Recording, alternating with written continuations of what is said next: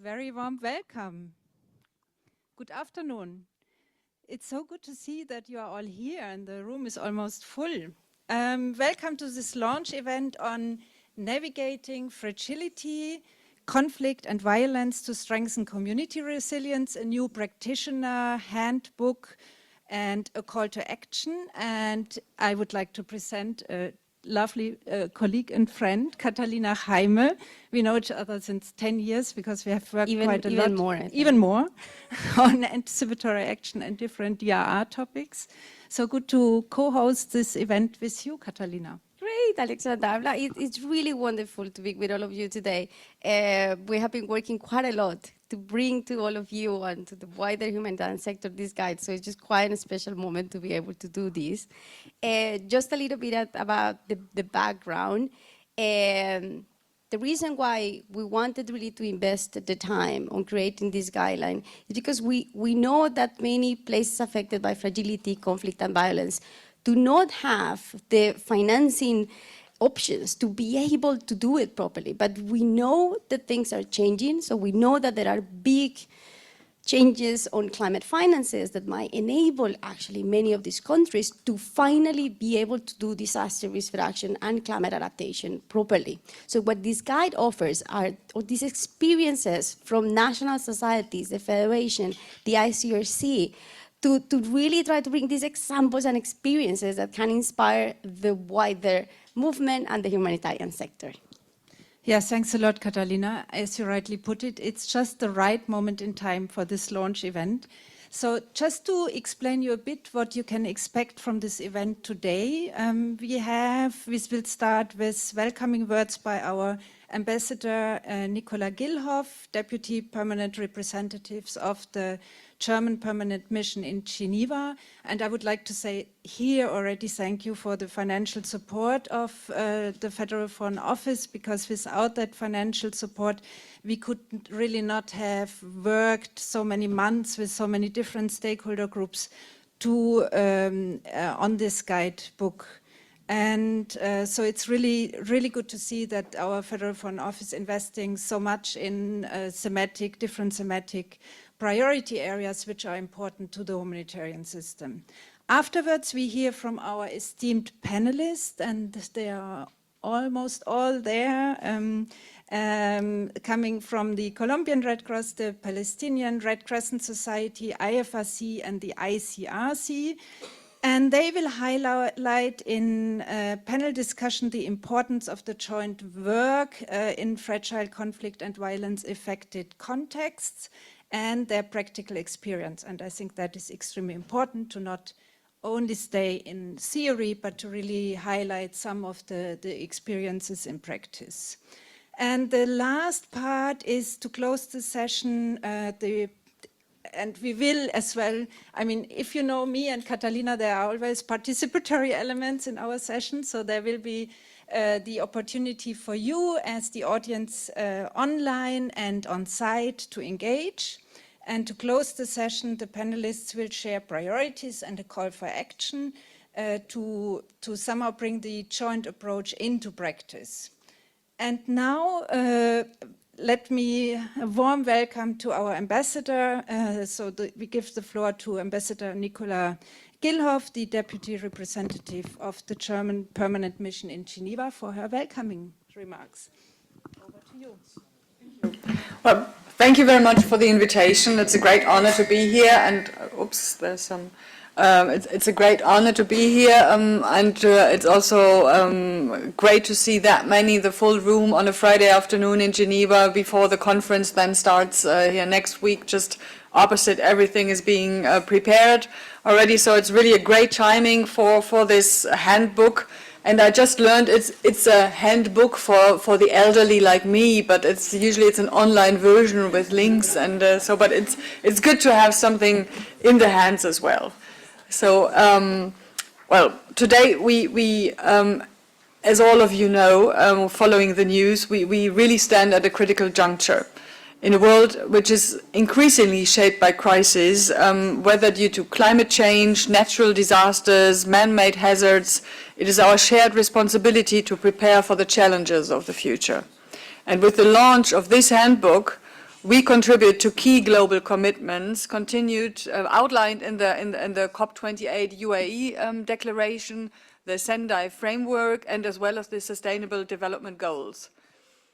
It highlights how we, as an international community, all of us, can collaborate to drive change and enhance the resilience in the most vulnerable populations. And what I particularly value about this handbook is its practical focus. It's a handbook. So I also can put it in my hands, but also watch online. And it really provides then practitioners with accessible tools to address the complex realities we all face. By focusing on conflict analysis, safety, security, community engagement, this handbook guides practitioners in strengthening local resilience and improving preparedness through tailored, inclusive approaches. This hands-on guidance ensures that the theory translates into real-world impact, particularly for those most at risk. And as you all work in this area, you know much better who are those most at risk than me here in Geneva, where we still have a certain distance to the conflicts in the world and those most vulnerable. So let me give you one example. The Safe to Learn, Safe to Play project in Tripoli focused on strengthening school resilience in the face of armed conflict and other potential hazards like earthquakes and fires. Activities included the rehabilitation of school buildings, training for teachers and students on disaster risk reduction measures, emergency planning, and the provision of safety equipment. As a result of this project, school attendance rates increased and students reported feeling safer, demonstrating the tangible benefits of our efforts. So this handbook also emphasizes the importance of investing in communities as the most effective scale for reducing risk and building resilience.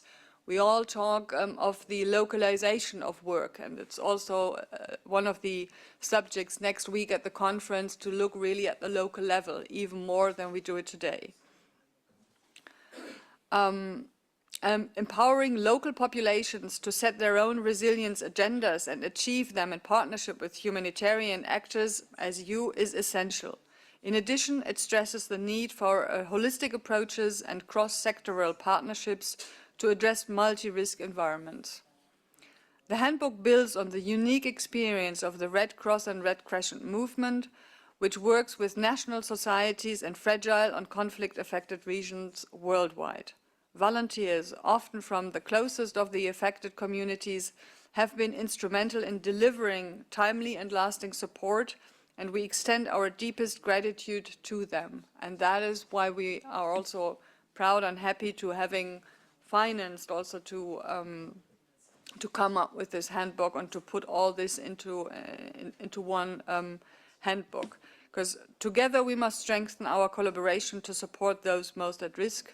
And this handbook is a significant step in that direction towards a fairer and more resilient future for all. So thank you to all of those who worked in the last months or years on these handbooks, and also thanks to your work, be it on the ground or back in capitals or in the countries to work on these issues. And let us now I'm really curious to hear more about the handbook and the different parts of it in the making and also on the effects of it.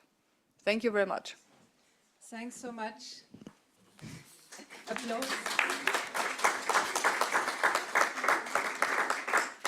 Yeah, thanks so much for highlighting the need and the timeliness for the Practitioner Handbook, and I think it's extremely good that you mentioned some of these concrete practical experiences which are so good to inform our more methodological work on global level. So during this session you can use Mentimeter to share reflection and questions. And the first Mentimeter is, in fact, we would like you to start reflecting on the gallery walk. You might have seen outside the different posters from our handbook. And if you can just put maybe one word, something which really struck you, something which really kept your attention, some idea. And this word, this one word will inform our panel. So I can see a lot of people are scanning already, so enter your input, share your input with us. So what aspect is the most interesting to you in your context and work related to the Practitioner Handbook? So if you can kindly just add one word, and then we become, as you can see, we get a beautiful word cloud, which will inform our panel discussion. So we can see the first entries on the screen. We can see resilience building, communities at the center, collaboration, which is extremely important to work in fragile and violence and conflict settings, water security, child protection, power, this is an interesting one as well, disaster risk reduction for sure, teamwork, amazing, thanks a lot. This we will pass to the team. Compliance, context, contextualization is of extreme importance. Yeah, so just continue putting your words. And we will have, during the whole panel discussion, the Mentimeter, keep the link on, because we will ask you as well to add your questions and comments, and later after the panel discussion we'll come back to your questions and comments. And now I would like to hand over to my dear colleague Catalina for facilitating the panel discussion. Thank you, Alex. Alex, I realized something. You didn't introduce yourself properly. Can you introduce? I'm supposed to introduce her. Right. Jutta, what is your exact title? So I'm Alex? Alexandra Rüth, working for German Red Cross, heading the Department Knowledge and Innovation. Great, doing a lot of really amazing work, like enabling this guide. And I'm Catalina Jaime. I'm the head of the Climate and Conflict team at the Climate Center. So therefore, very Proper well. presentation of ourselves. Great. So, I mean, before getting started with the panel, just to give you a little bit of the highlights of what you can see in the guide. I think one of the reasons why I found it very special and important is because it really captures a lot of these lessons from national societies, from like South Sudan Red Cross, from the Lebanese Red Cross, from the Colombian Red Cross, but really we spend a lot of time to make sure that we really gather as much as we could of all that knowledge that has been created over the last years.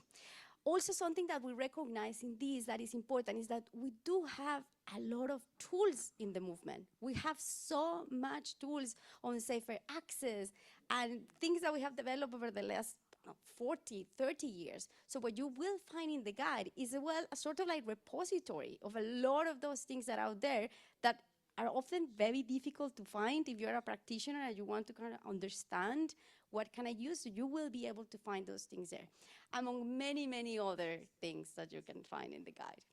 So I'm very delighted to invite and to present this panel. When we were putting together this session, we were really keen on making sure that we had some very crucial voices to talk about the importance of disaster risk reduction in conflict. So we have first our dear Rasha Bakir, the Director of Planning, Partnerships and Project Department of the Palestinian Red Crescent. As you imagine, she's at the forefront of a very, very complex situation at the moment, and we're so grateful, Rasha, that you're here and you're making the time. It's quite remarkable, and I think your voice in this topic is going to be so powerful, so thank you for being here. We have my dear fellow Colombian, Marilyn Bonfante, is the Director of Humanitarian and Social Development at the Colombian Red Cross. She told me early on that she has 35 years experience with the Colombian Red Cross, and she has like done all type of work that you can imagine, from her branch to now at national level, like really trying to put together like so much incredible work that the Colombian Red Cross is doing. So it's lovely to have you here with us. And Olivier Ray, it's really wonderful as well to have you. So Olivier is the Director of Mobilization and Cooperation of the ICRC. And particularly that element of cooperation is extremely important on the framework of this work that we are presenting today, because it is all really about the power of working all together, of how to cooperate. So I think, Oliver, no one better than you from the ICRC to join us in this panel. We will have very shortly Javier Castellanos, who I think is just walking literally. It was all planned. That was exactly a plan. Very warm welcome, just in time. Yeah. It was I mean, perfect timing. It was just exactly. Yeah. We planned it like this. It was exactly. So Javier Castellanos, he doesn't need introduction, I guess. He's the Undersecretary General of the IFRC.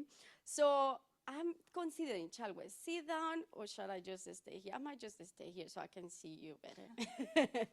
Good. So to get started, so I will love to invite Rasha to basically share with us the experiences that you had on disaster risk reduction in Palestine. I mean, I think most of you probably know. I mean, there have been so many fantastic work that you have done over the years, particularly on community DRR processes. So it will be great if you can share with us some of that past experience.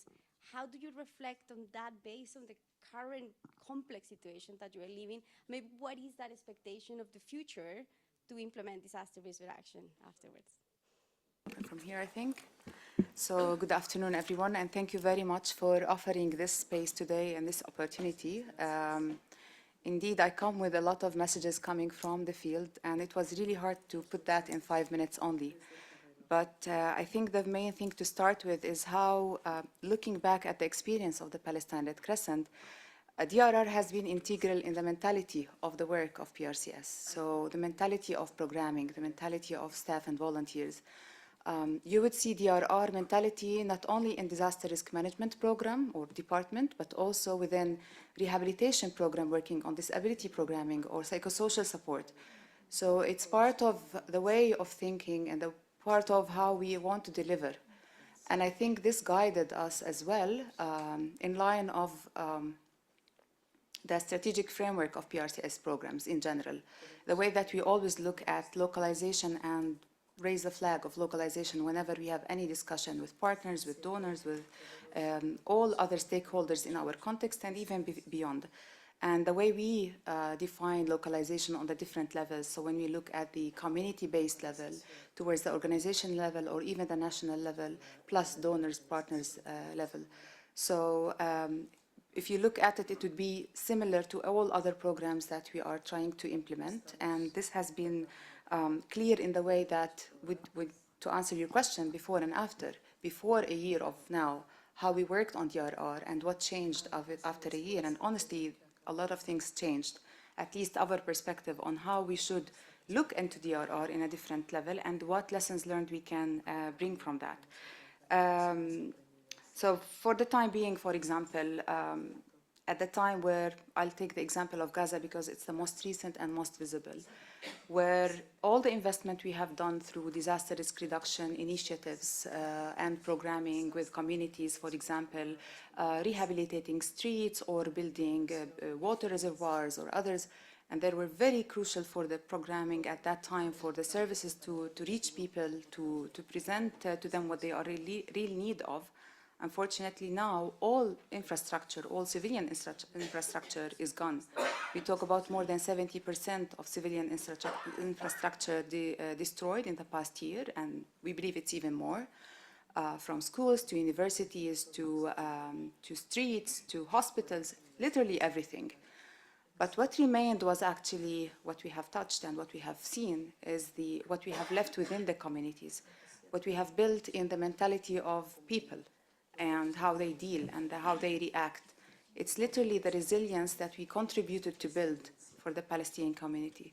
And it then resulted in how they perceive the Red Crescent over there. The respect, trust, expectations sometimes. It's even sometimes more than what we can do, but they really look high to what we are there, if we are there, and how we can provide.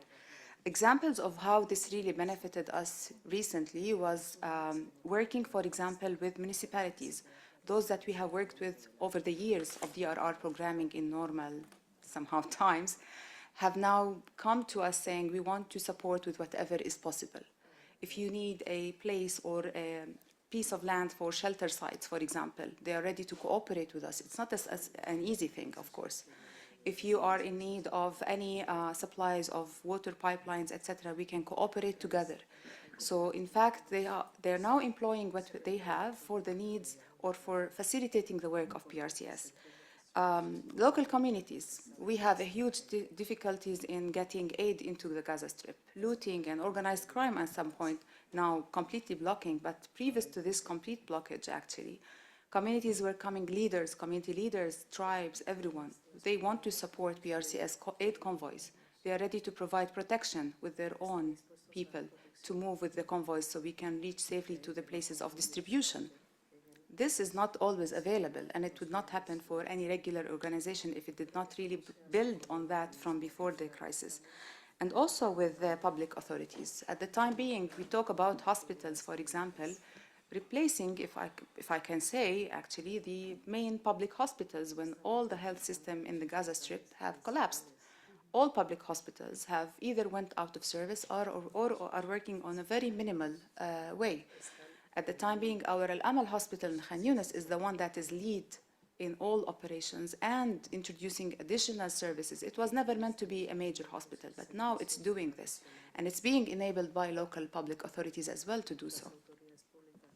So what I want to say is actually these facilities are ranging, and these services are ranging from building awareness towards doing activities on the ground and implementation.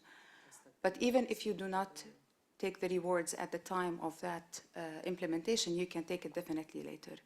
We've seen the similar thing in the West Bank as well, and we have now severe military incursions taking place over a long period of time. We talk about 8 to 10 days, complete curfews. PRCS teams are the only ones on the ground delivering food, water, medical evacuations, even evacuations of people. We're doing more than our role would allow, but this is simply because people are expecting more from us and they are also supporting us. So in a whole period of 10 days incursion, all food and all vegetables and all bread we distributed to thousands of people were in-kind donations by communities. And even when others were calling for donations, people were coming and saying, we want to give this to you as PRCS. In one incident, actually, an old man came with 2 sheep and he said, take it and deliver it as meat to people. So in fact, these things don't come easily if you don't have this respect and trust among the communities. On another note, actually, regarding how we do the programming was also during COVID response. Since more than 20 years, basically since the year 2000, we've been working on community-based health and community-based health and first aid, CPHFA. And by that, we were managing to implement a full program and create community action committees. Basically, by the way, are formed by women. And we're trying now to attract men to join that because normally they go for other programs. But what happened during COVID was under complete lockdown of the country, we established a multidisciplinary mobile teams, and they were the ones who would knock the doors of every family that was under quarantine to ask and to follow up and to check up on them, to deliver batteries for their hearing aid or to deliver medicine for chronic disease patients, or to even check how they're doing with their COVID experience. So, and this was an experience that actually made others think about having the same thing.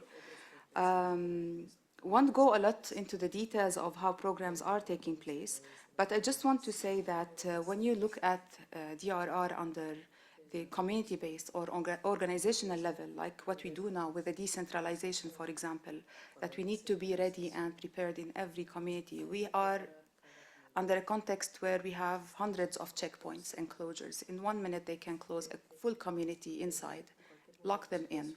Nobody can get in or can get out. And this is continuously happening. It's all over the news. It's not something not people cannot see, but unfortunately, with no respect to the emblem, we even are unable to deliver aid from one city to the other or from one city to a village. Having, for example, sub-warehouses across the West Bank enabled us to do localized response from within the communities until we are able to coordinate and get into these communities. Working on risk reduction towards our staff and volunteers, introducing PPEs, bulletproof, it shouldn't be the case, but unfortunately it is the case for our context. So DRR is not only about national or community level, it's about your teams as well. How can you ensure you reduce risks to them? And lastly, I would say on national level, when they see you, whether they are the UN entities or national authorities or INGOs or NGOs, they see you as a lead actor and they expect a lot from you based on that, then you know that you're on the right track. And unfortunately, in sometimes you have to be the lead even if you have public authorities or you have multiple organizations working. So it's how you are able to reach that level of being there whenever you are needed.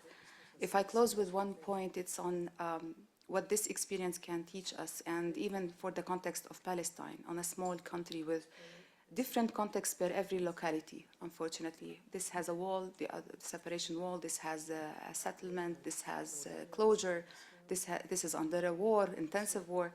It taught us that we have to be tailoring all of our DRR activities according to what the context is and be led by what people are saying. And this is how you do EVCA with communities. They lead on what they want, they lead on prioritizing their needs, and then whatever you can help them with, you do, and whatever you cannot, you teach them on humanitarian diplomacy to go seek that help from those who should give it. And this is how you leave it also. Even when you withdraw from that area, you know they are still there and they can continue delivery. So I hope that these are all well considered by other partners and most importantly by donors to know that, yes, these communities can have better resilience and sustainability if we really listen and hear to what they are in need of and respect that. Thank you.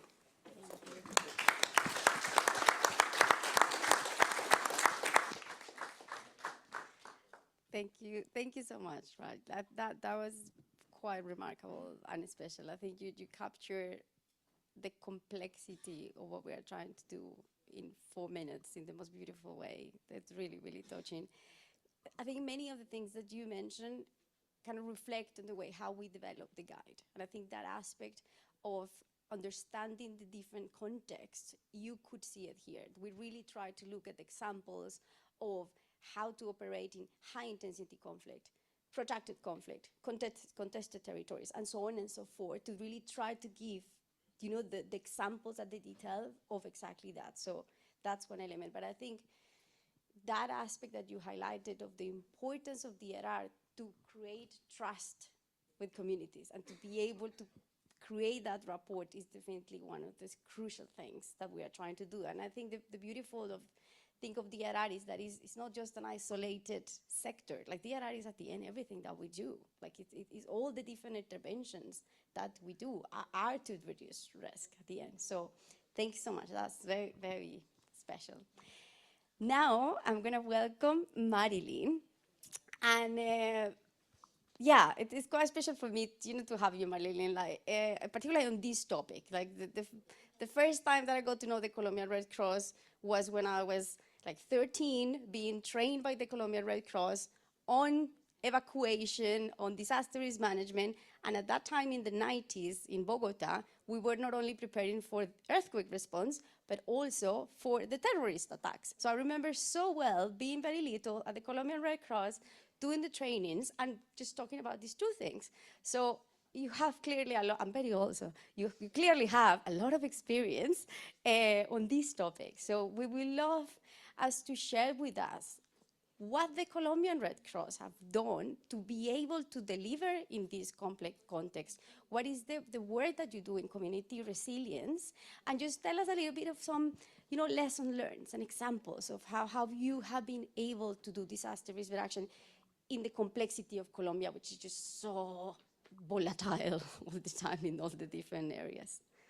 Marilyn is gonna respond in Spanish. We're going to have some of her key points in the slides in English, but then we're going to have some points in which the translator will give a little bit of a summary. Over to you.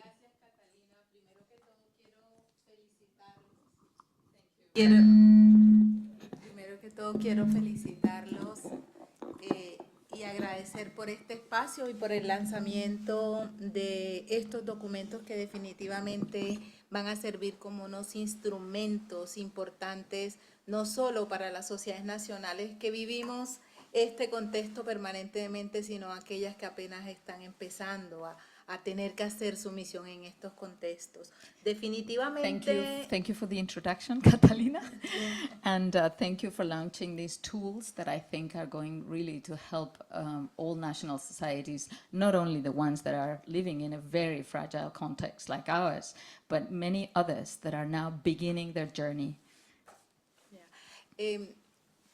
Hacer misión y a los que nos toca hacer misión en estos contextos frágiles de conflicto armado y otras situaciones de violencia, sabemos lo difícil, lo duro que es. Those who have to work in these very fragile settings with conflict, armed conflicts, and very difficult situations, we know how complicated it is to work in this environment. Colombia, como todos ustedes saben, es un país que ha mantenido un conflicto armado interno por más de 50 años, con múltiples actores del conflicto. Colombia has had an armed conflict for more than 50 years with many actors in the conflict, participating in the conflict. En su último informe, el Comité Internacional reportaba que ya no son 1, ni 2, ni 3, ni 4 conflictos que se dan simultáneamente en el país, sino que son 8 conflictos. In this last report, the ICRC said that it's not one nor two nor three conflicts. There are several simultaneous conflicts happening in the country right now. Actores del conflicto 8 conocidos of them como actores del conflicto conocidos como la FARC, el ELN, pero tras la firma del acuerdo de paz en el 2016, lamentablemente se organizaron nuevos grupos con personas que son disidentes de estos grupos y también toman mucha más fuerza otros grupos, ¿verdad?, no organizados y también otros grupos que se han dedicado básicamente a la minería ilegal y al tráfico de drogas. So not only the old actors like FARC and ELN are still operating, but after the peace agreement in 2016, there were new dissident groups that popped up and very strong non-organized groups who are, dealing with drugs and in illicit business in the whole country. So it's becoming a very complex situation. A diferencia de otras regiones en nuestro país, nuestra Cruz Roja ha tenido que aprender a trabajar en el medio de este conflicto, porque son más de 50 años con un conflicto permanente. So after 50 years of a permanent conflict, our national society has had to learn how to work in this very, very complex environment. Tan solo la semana anterior, nuestro comité de seguridad nos reportaban que ya son más, en lo que va a corte de septiembre, más de 200,000 víctimas del conflicto armado reportadas en nuestro propio registro y más de 160,000 personas confinadas. Todas las semanas recibimos una alerta de confinamiento en el país. Only last week, our Security and Safety Committee reported 200,000 victims up to September and 160,000 people confined. So every week we receive a confinement warning, every week. Y hemos aprendido que para llegar a estas comunidades no es posible hacerlo si no consideramos nuestra intervención de una manera integral y si no consideramos lo que hoy está tan de moda, aquí sí que cobra importancia del triple nexo. No solamente se requiere la asistencia humanitaria, se requiere verdaderas acciones que generen desarrollo en en estas comunidades que es difícil y que generen paz.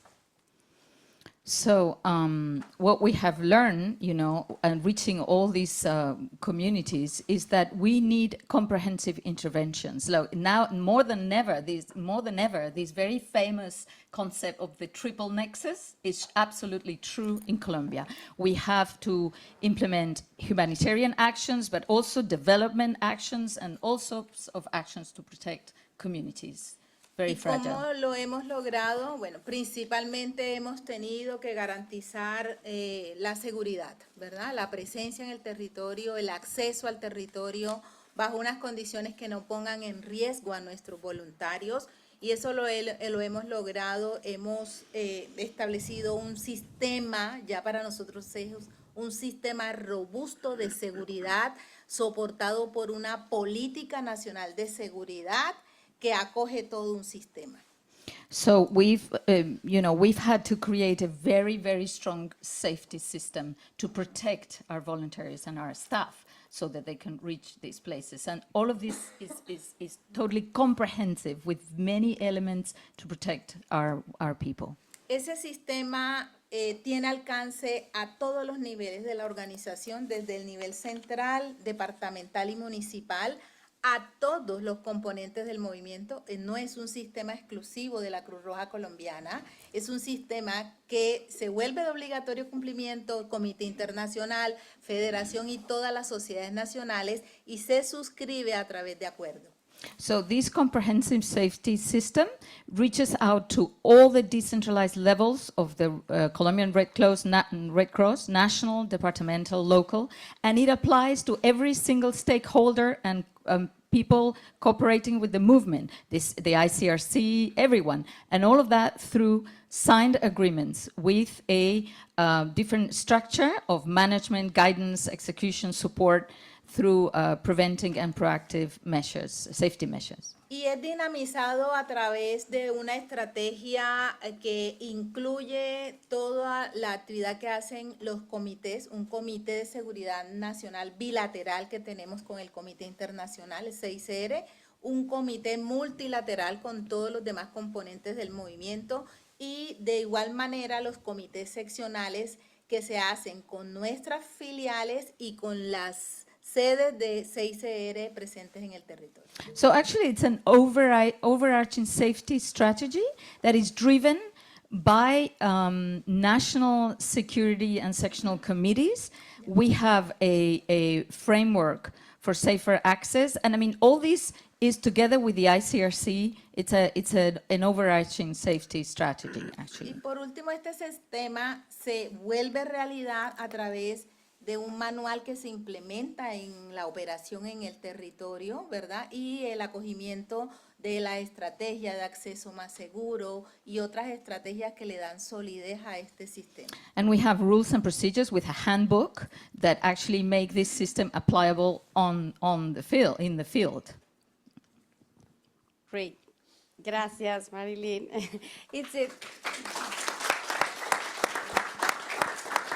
Great. And in the handbook, you will be able to see a lot of examples of the different regions in Colombia where the Colombian Red Cross have done DRR programs with a lot of lessons. So I invite you to, after, go and have a look because it's going to be very interesting. Now, Javier. I have to confess that it was very special that you were so dedicated to this handbook. Like, I read every single comment that you provided, and it was just really fantastic to see all the knowledge that you have that went into the guide to help us really to shape it. Like, he was very strict. He was like, you are forgetting to do this.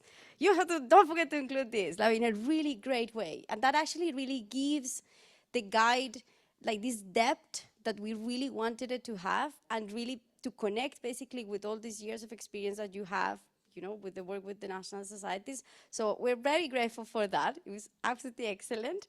So given that you know very well the handbook, it would be great to hear a little bit of your thoughts on how can we use this handbook to be able to scale up DRR, to be able to support national societies all over, to embrace all these lessons and experiences from other national societies and the wider movement. Thank you very much, and sorry for the pain that I create with my comments. But, No, there were no pain, they were really good. But I felt that if we want to have a product, the product can help us, all of us, in how to present. And thank you for paying attention to several of the comments. You know, when I joined the Red Cross long ago, and I see the American Red Cross, we used to have something that it was called the Series 3000. And it was very much command control discipline. And with that command control and discipline, we grew up within our national societies with the vision of, okay, what does it mean humanitarian action? Delivery focus. And little by little the years came and become, how do we do disaster risk management? Resilience focus. And the handbook brings these two words and complements a big gap to say, how do we do it when both moments in the world are facing the same thing, right? Or resilience or humanitarian action. So the first point is to refer to that. And I was reading here, it says strengthening community resilience. And I want to bring the story of Tigray. I saw a young woman, member of the Red Cross Society, who said at one point in Tigray there was no food, there was nothing, there was not access, there was nothing. And children were starving. And she was looking at children getting starved, in starvation. And she said, this cannot happen. So she, with other 5 members of the volunteer team, knocked the door and start collecting food. In one house, they give a carrot, a potato, you name it. They did the first soup, and later become a daily meal for children. What happened here? In a context that is extremely, extremely difficult for conflict and violence. It happened that the power of action is capable to mobilize communities in the way that solidarity is demonstrated in tangible conditions. The second one is in the guide, and I believe the handbook is going to give some elements. The second point that I would like to highlight is the safety and protection. And I connect again to my time of command, control, and discipline. In today's world, the Red Cross, Red Crescent Society needs to incorporate these elements back and back again. And I think what the handbook brings to something that you mentioned before is the issue to understand the context, understand how the situation has changed, understand the expectations of the communities, understand what a national society is capable to do or what is not. One day I made the big mistake on saying that communities do have, when we go, we discuss with governments, and somebody said to me, yes, but sometimes governments are not necessarily the authorities in the communities. And that's why it's important, the handbook also, to guide these elements, to differentiate, to understand the context, who are the real players.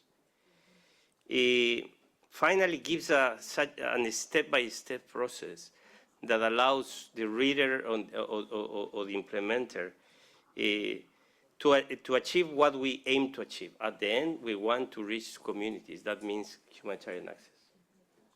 Access and trust are very, very, very much connected. And if there is no access, there is no acceptance, it's impossible for communities or for us to do the work that we need to do. And the handbook also connects with elements of do not harm approach. How do we build community when activities, but not harming other communities in those activities? So I believe, in general terms, to your question, this gap filling in the handbook can be read depending on the context that you are dealing with. right? It is not for a specific context. And the richness of this handbook will be when you are sitting in your own country, and then you reflect in which context we are, what is the step by step telling us. So I will stop there. Great. Thank you. Thank you once again. Great. Thank you once again for I think those reflections are very well captured immediately in the guide. And I think something important to recognize is that this work connects with other pieces of work that the Federation is doing. Not your famous protracted crisis, I forgot the name, that our dear Nelson is leading quite a lot. So I think it really connects with like really important. So we're making sure that this is part of the same universe process. Just one quick reminder, don't forget that you have the Mentimeter. You can put your questions, you can put your comments. We're a tiny bit behind schedule, just a little bit, but I think we're gonna get there. So Olivier, you as the Director of Partnerships and Cooperation, I think this might be quite an interesting process. For the ICRC, disaster reduction and climate action, historically hasn't been really a thing. But we know clearly that the world is changing and it is very important for you. So tell us a little bit of why do you think this guide, is relevant, this context, and why this cooperation is a quite important thing that we need to do as a movement?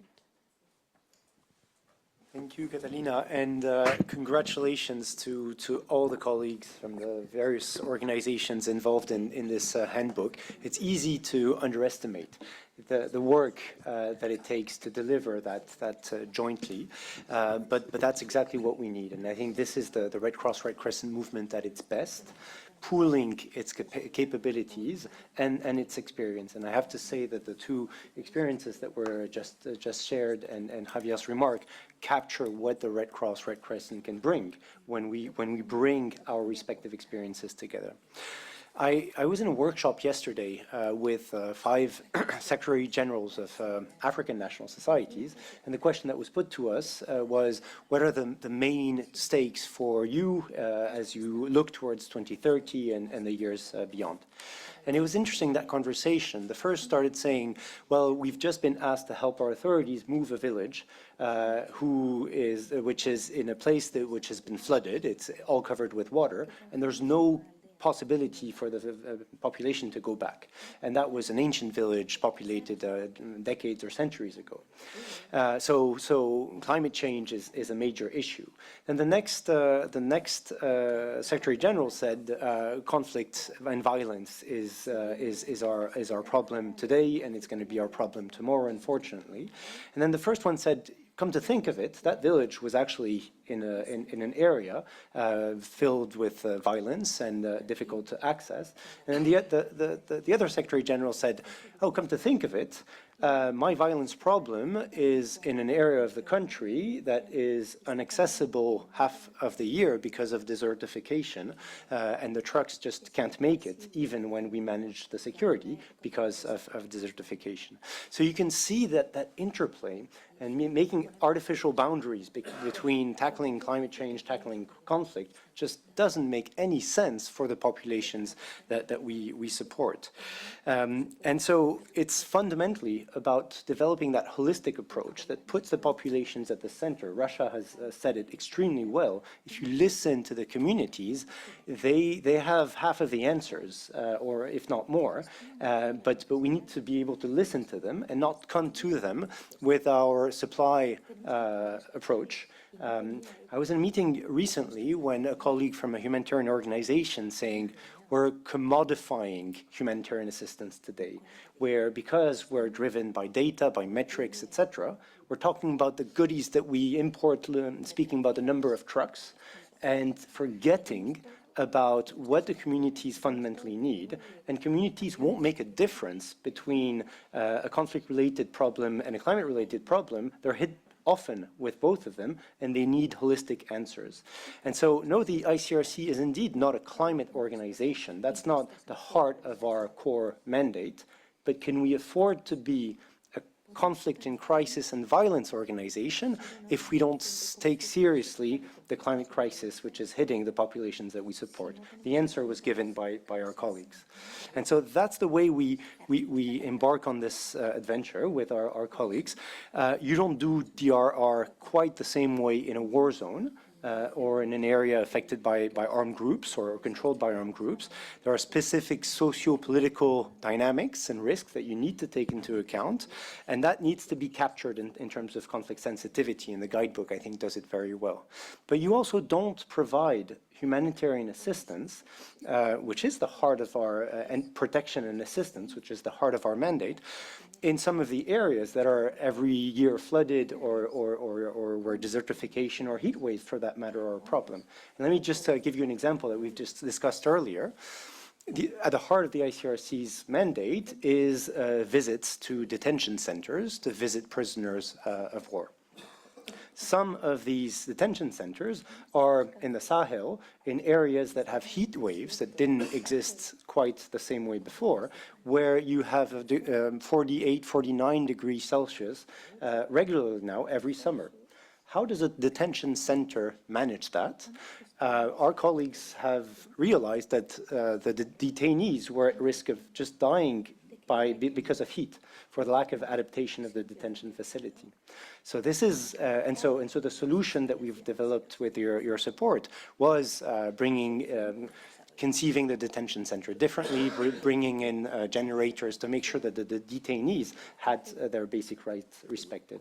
So it's combining these tool sets and making sure that we have that holistic response. For us, it's a question of quality of the humanitarian response that we provide. We could cite other examples that are interesting to use forecasting, and we have now quite sophisticated forecasting capabilities to give the populations advance notice 3-4 days in advance when we know that there are risks of floods. And that's what we've done in a number of our organizations, working together with the Red Cross Red Crescent Climate Center in Somalia and northeastern Kenya. And this has saved hundreds, thousands of lives, I don't know, but it's also allowed populations to move, to rebuild, to enhance the structures so as to avoid collapse. And that's a humanitarian disaster that was prevented. And so it's about combining these different experiences that actually come from the experience of 191 national societies, from the Federation, from the ICRC, and the other partners involved in the handbook. Thank you, Oliver. Thank you so much. I think that last example that you give, it just shows exactly that power of cooperation. Like that work in Somalia, it was really the result of that movement work and all the knowledge that has been built over years. So thank you so much to the panelists. We're gonna do a little activity now, and then we're gonna do a closing with the panelists. So I pass over to Alex. Thanks a lot, and I think we all agree that it was really inspirational to listen to all of you, and I was extremely happy that it was really about the communities and it was really personal stories, which I think is super important, not to only think about humanitarian system as a machinery, but really to reflect upon what it is all about, you know, whom are we supporting with our daily work. So normally we were supposed to get some interaction between all of you in the room, but given the time, we are a bit behind of time, I would invite you to stay for coffee and get in touch with the members of the audience here and reflect on your key takeaways. And now I would like to come back to, we indeed received some comments from our online or in-person audience, which I would like to read, and I would like to somehow address to either you, Catalina, or the panelists. I think it's really important aspect. So the first one is on how important is action on use in these cases. So use as the future in the humanitarian system, as volunteers, etc. Very relevant. Then the second question is, what does the handbook advise on developing and scaling innovations to build community resilience in FCV settings? So the whole aspect of innovation. And the next one, it's more kind of comment, but building mentalities is more sustainable than building facilities. So it's a powerful reminder of the enduring impact of investing in people's minds and hearts. And the last one is on the reflection from PRCS that resilience must consider the safety and protection of the volunteers is so important and true. The Red Cross, Red Crescent is part of the community, and recognizing this is really fundamental. And now I hand back to Catalina for the last remarks of the panelists. Over to you. Great, yeah. So, as always, no, like you try to plan these events to make sure that they are just perfectly timed, but it always happens, no, that you're run of time a little bit. So, to really think of how do we move forward, what is the action that we need to do to make sure that this handbook and all the work that we're doing really translate into action, we're going to hear like a super quick statement by each of our panelists on that, yeah, what is what we need to do? What is that call for action? So, Rasha, do you want to start? Okay, so, well, I think everyone will make a call per their own context and how they see things, and I think perspectives would change according to what you experience. So our call would be basically to ensure protection, and I think someone from our organization, it seems, have been joining online and shared same ask. Protection of the Red Cross and Red Crescent movement. It's not about PRCS, for example, it's about the movement as a whole. Protection means that we are able to reach, we are able to use these guides and these handbooks, and we are able to sustain what we have built and invested in communities as well. And without protection, we cannot continue providing the essential services we are asked and responsible to provide. The second would be supporting localization as a mentality, again, because that's how we can further enhance and ensure that whatever we are investing in through DRR would continue to serve according to these committees in later stages as well. Great, thank you. Javier, what about you? Probably you will always hear me to say that with political will is always the first component. Without it, it won't work. And it has to be the leadership political will component. The second is you need to have drivers of change in the systems.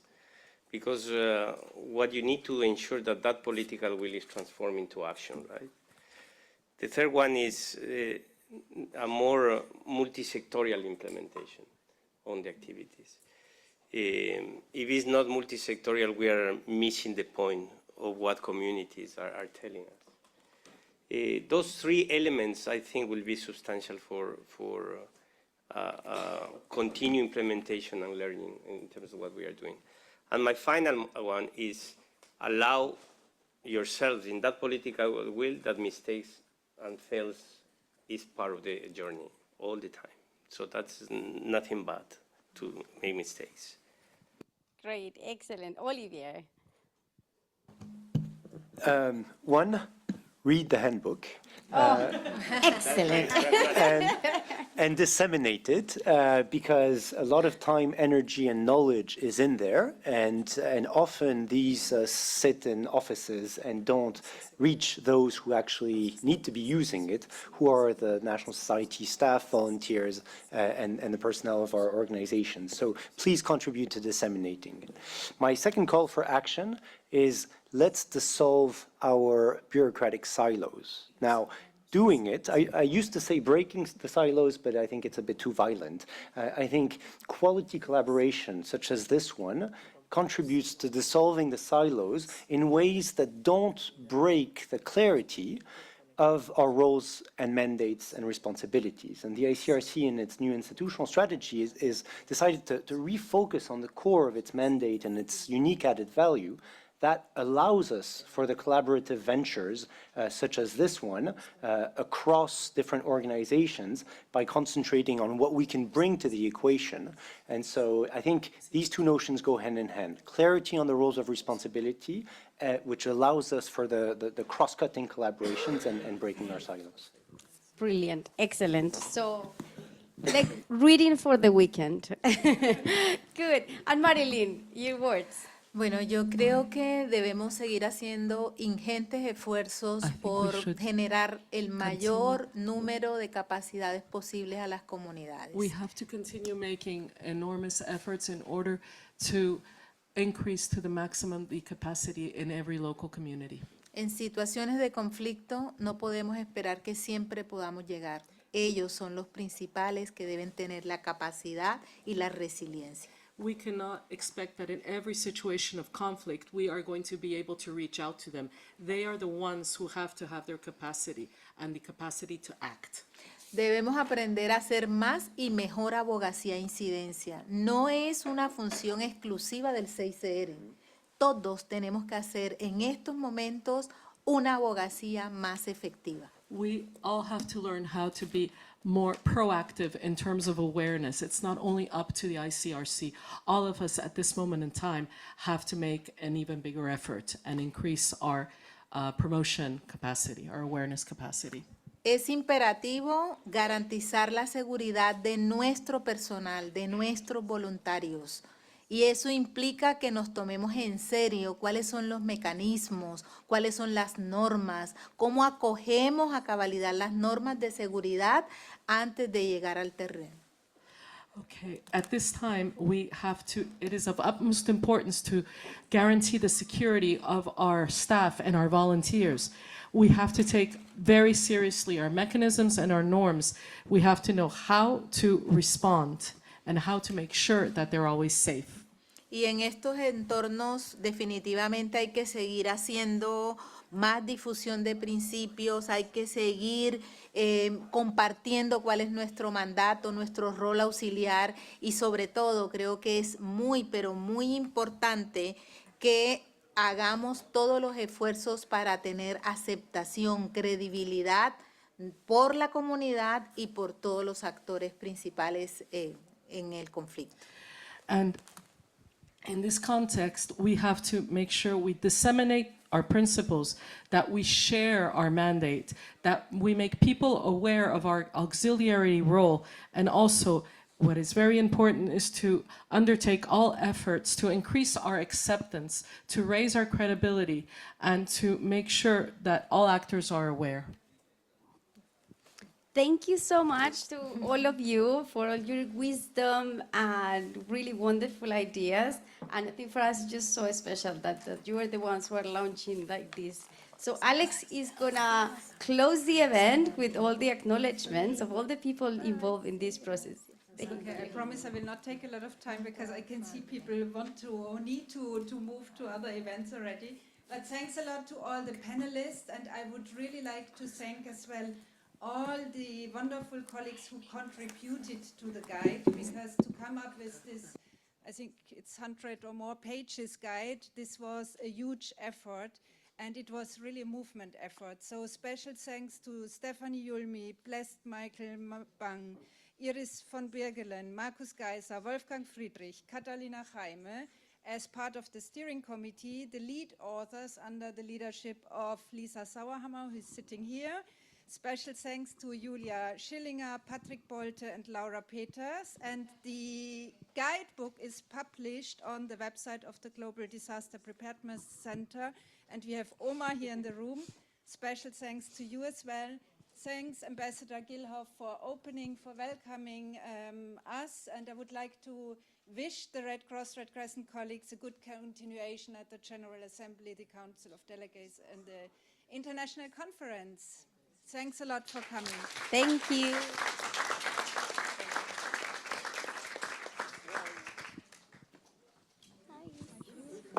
Maybe we could still do a picture with all of us in front of the, yes? For the dissemination photo.